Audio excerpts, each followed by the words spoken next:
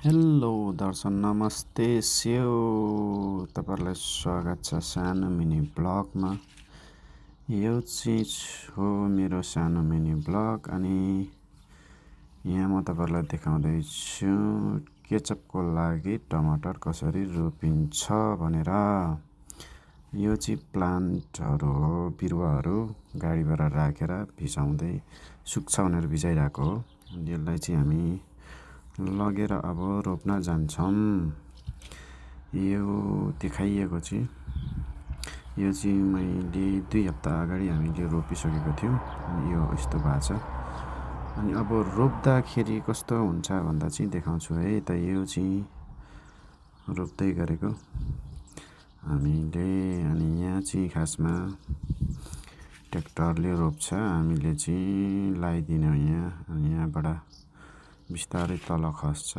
त्यो भित्र चिर्ने झार्ने हाल्ने सबै ट्र्याक्टरले नै गर्छ। अनि साथसाथमा पानीको पाइप पनि छ, एकदमै माटो कडा छ तर पानीको पाइप छ। अनि यो पानीबाट चाहिँ यो हामीले रोपेको केही समयमा नै पानी लगाइहाल्न मिलिहाल्छ यो पाइपबाट।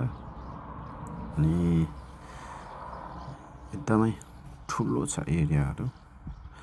एकैचोटि 3वटा ट्र्याक्टर छ हाम्रो।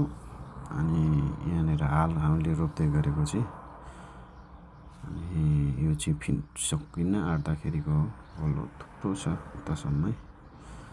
मैले तपाईँहरूलाई सानो देखाउन खोजेको हो।